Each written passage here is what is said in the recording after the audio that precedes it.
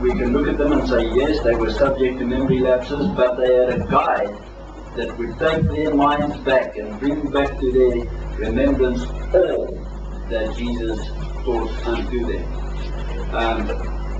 In the 16th chapter of the same book,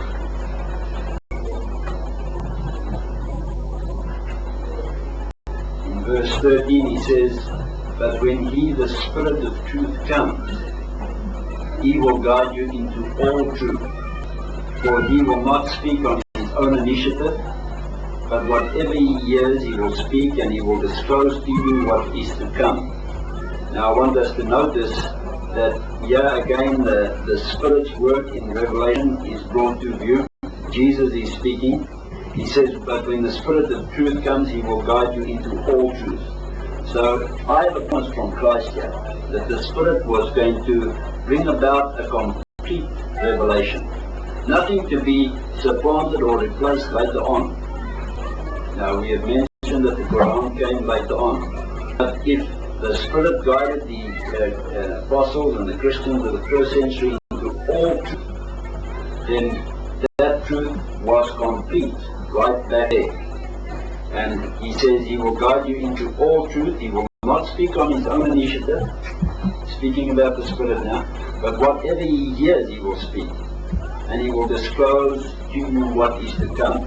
And as I look at these two verses, I see that the work of revelation, the work that the Spirit was involved in, involves past, present, and future truth. He says, first of all, he will bring back to your remembrance, past tense. Okay, so all of the truth that Jesus taught, the Holy Spirit would bring back to the remembrance of those disciples in the first century as they undertook to write these things down and to record them. Then he said he will guide you into all truth, present tense. And he will disclose to you what is to come, future tense. Okay, so we have this promise of truth covering past, present and future. And notice that it is all truth.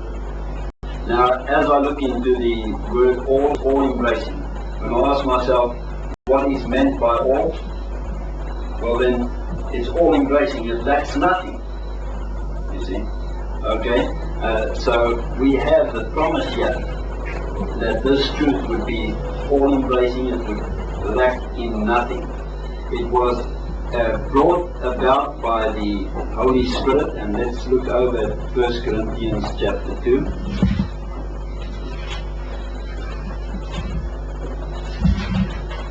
He says, regarding this revelation now, this is the Apostle Paul speaking, and he's writing to the Corinthian church. He says, "For to us God revealed them through the Spirit," speaking about these truths, these mysteries that were hidden aforetime. He says, "For to us God revealed them through the Spirit. For the Spirit searches even the depths of God. For who among men knows the thoughts of a man, except the spirit of man which is in him? Even so the thoughts of God no one knows except the Spirit of God." You see how the Spirit qualifies. I don't know what's going on in your mind. I don't know what you are thinking. You don't know what I am thinking. But we do know our own thoughts. And just as we know our own thoughts, the Spirit knows the thoughts of God and is qualified to reveal those thoughts to man. And only the Spirit could function in this realm, in this way. Now in verse 12 he says, "Now we have received not the spirit of the world, but the Spirit who is from God, that we might know the things freely given to us by God." I think that's self-explanatory. "Which things we also speak." Now this is how revelation came down to us. The apostles received it firsthand under infallible guide, and Paul says they then spoke those things. And notice he says, not in words taught by human wisdom. Where did Paul receive his knowledge?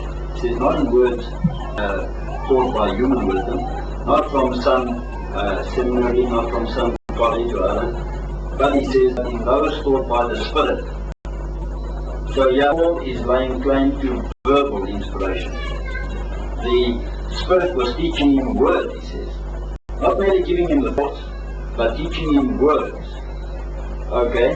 Notice as he goes on, he says, combining spiritual thoughts with spiritual words. You see, yet this is how the Spirit then revealed this truth to these chosen disciples in the beginning. He says the natural man does not accept the things of the Spirit of God, for they are foolishness to him.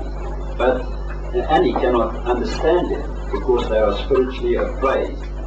But he who is spiritual appraises all things, yet he himself is appraised by no man. For who has known the mind of the Lord, that he should instruct him? But we have the mind of Christ. Under the guidance of the Spirit, these men could claim to have the mind of Christ, have a perfect knowledge of God's will, and therefore be able to pass it on to the church. Okay, as I then look at this revelation, it is a final and a complete revelation. Look over at the book of Jude, if you read the 3rd verse. He says, Beloved, while I was making every effort to write to you about our common salvation, I felt the necessity to write to you, feeling that you contend earnestly for the faith which was once for all delivered to the saints. There is a finality in this verse. Paul speaks about the faith